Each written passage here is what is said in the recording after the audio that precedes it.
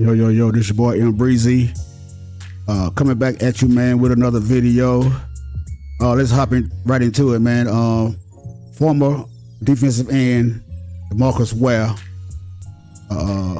made a comment in a recent article about Tony Pollard, about how the Cowboys should draft another running back in the draft, because he don't know how Tony Pollard is going to be after his recent injury in the divisional round playoff game against the 49ers. We're going to get into this article, man, and see why he feels that way. The article says Demarcus Ware is going into the Pro Bowl Hall of Fame and maybe eventually also heading into the business of being an NFL general manager. With the Dallas Cowboys seemingly void of glaring roster holes and set to pick 26 overall in Thursday's NFL draft, analysts are struggling to pinpoint their plans.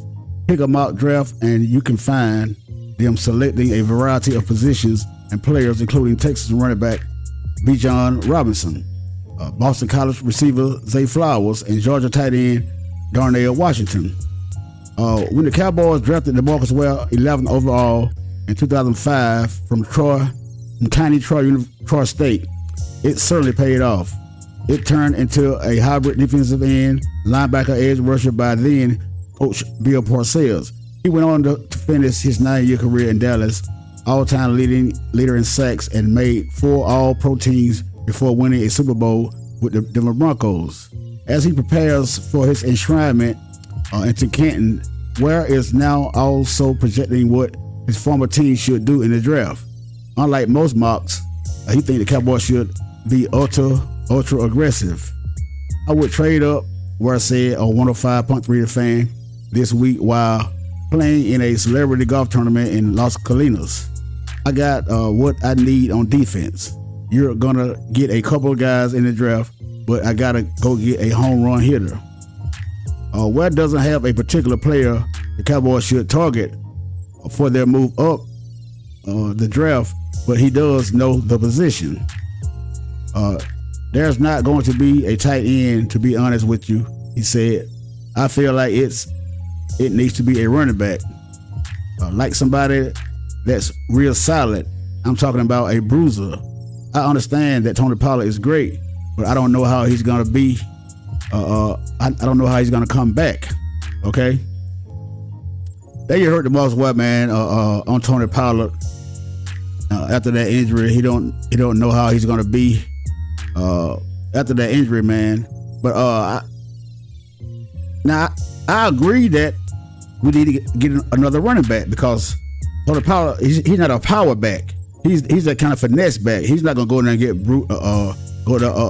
now don't get me wrong, he can run up the middle because of his speed, and the guy has power to be for his size now, so don't underestimate Tony Pollard. But we do need to go there and get another running back in the draft. I agree, but I don't think this injury is gonna be a problem for Tony Pollard coming back this season. So I don't know why Demarcus Ware would think that, because this guy, he got franchise tag for a reason. So let's not forget that, Demarcus Ware.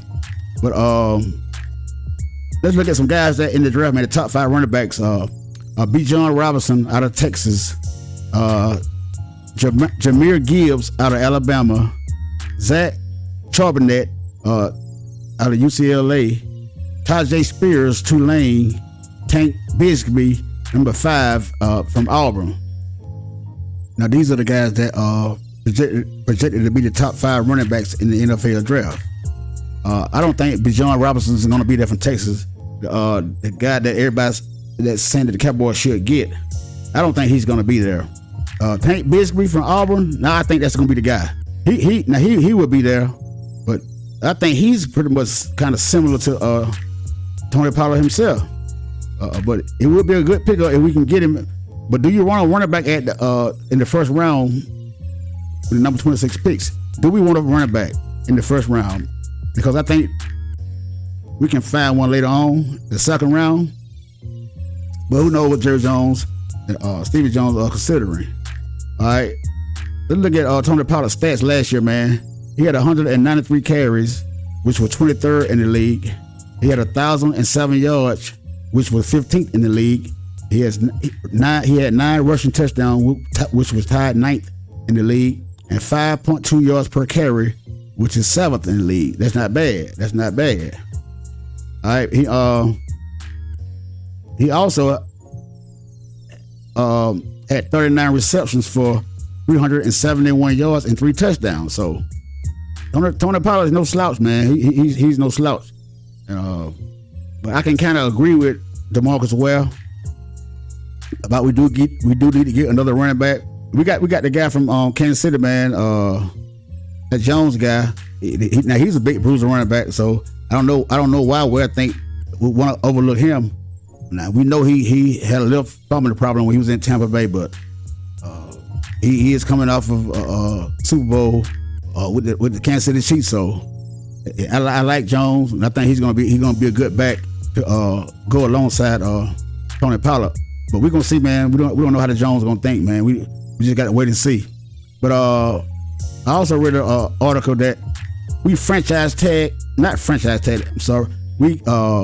up CeeDee Lamb 5th year options after his 3rd season. That's the first time we did that since Ezekiel Elliott back in 2019. The article goes on to say that CeeDee Lamb is the first Cowboys player to have his 5th year option picked up since Ezekiel Elliott back in 2019. In case you are unaware, a 5th year option is a function only available to first round picks. After the first rounder has played 3 seasons with their team, the team can choose to pick up the option. If a team does this, then the player rookie's contract, which is traditionally 4 years long, has a 5th year added to it, although there is a significant price hike. Using Lamb as an example, his 2024 value will be just south of $18 million. While the 5th year can be a jump in price, it is still relatively cheap compared to the market rate for whatever position you are talking about. Consider that there are currently 15 wide receivers in the NFL making more than $18 million per year, and that Lamb not only is easily a top 15 receiver, but that is his figure for 2024, not the here and now of 2023. If it isn't obvious, the 5th year option is a coveted tool by front offices in the name of building a team efficiently and without overspending. We know the Cowboys like to be frugal in certain areas, which is why it may surprise you that Lamb is the first rounder to have his option exercised since Ezekiel Elliott in 2016. 2020, CeeDee Lamb 5th year option exercise. 2019 NA, the team traded away their first round pick, Leighton Vander Esch, 5th year option not exercised. 2018, 2017, Taco Charlton, he was released early in the 3rd season. 2016, Ezekiel Elliott 5th round option exercise. While the Cowboys did not exercise LVE's 5th year option, they did bring him back for a 5th year. It was just a 1-year prove-it deal, the contract that expired a few months ago that led him to re-signing with the team. Similarity, the team 2012 first round draft pick Morris Claiborne also signed a 1-year deal for his 5th season after not having the option picked up. But what is interesting to know about the last player who Dallas picked up the option on, Ezekiel Elliott, is that he was given his long-term extension a few months later after his holdout during training camp back in 2019. Obviously, nobody is hoping that Lamb holds out, but the sooner that Dallas can get a long-term deal done with him, the better, as evidenced by how many receivers are making north of $18 million. As we discussed, the price only goes up. What do you think Dallas will? What do you think? Would Dallas give a long-term deal to CeeDee jump down in the comments below. Okay, all right. Now, what Jerry Jones and them here are doing with CeeDee Lamb, I don't know. Only one can have speculations about why they did this, because CeeDee Lamb is the number one wide receiver on the in the NFL. Well, he's the number one receiver on the Dallas Cowboys. A lot of people don't have CeeDee Lamb in the top 10 for his wide receivers, and I don't know if Jerry Jones looking at that, or is Jerry Jones not going to waste a lot of money on a wide receiver when his quarterback can't get him the ball. Now, be as it may, I don't care what none of you guys think, but you got to look at every aspect of why the Cowboys did that. Now, I believe it's the quarterback, if you ask me. They're not going to overpay a wide receiver if he's not putting out the production that he should be putting out if he had the right quarterback behind center. Now, a lot of this falls on Dak Prescott. I don't care what none of you guys say. I'm just speaking from the inside, looking at Dak Prescott and how his career has gone. Some of you haters are going to come out there and you're going to say what you want to say about how I'm hating on Dak Prescott. CeeDee Lamb is the number one guy, and CeeDee Lamb deserves his money. I know CeeDee Lamb deserves his money, but there's a reason why Jerry Jones and Stephen Jones are holding back. That's why they took up that 5th year option, because they're trying to see how Dak Prescott plays out. Now, I know they're saying that they was going to reconstruct that Prescott contract to get more money, save more money so you can get more players in here. But we're going to see, man. We're going to see, because Jerry Jones is you can't predict Jerry Jones, because this guy, his mind would change at the drop of a hat. I don't think the guy is too pleased that he overpaid for Dak Prescott and he's not producing. So we're going to see, man, what this all leads to.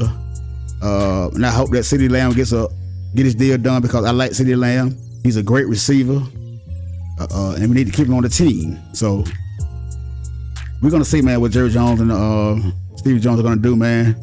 But never can tell with these guys. But like I say, man, go ahead and hit that like button, man. Hit that subscribe button. Hit that like button. Share the video. Leave a comment down below. And tell me what you guys think about Demarcus Ware on Tony Pollard. And the Cowboys picked up CeeDee Lamb's 5th year option after his 3rd season. It's your boy Breezy. Until the next time, I'm out. Holla.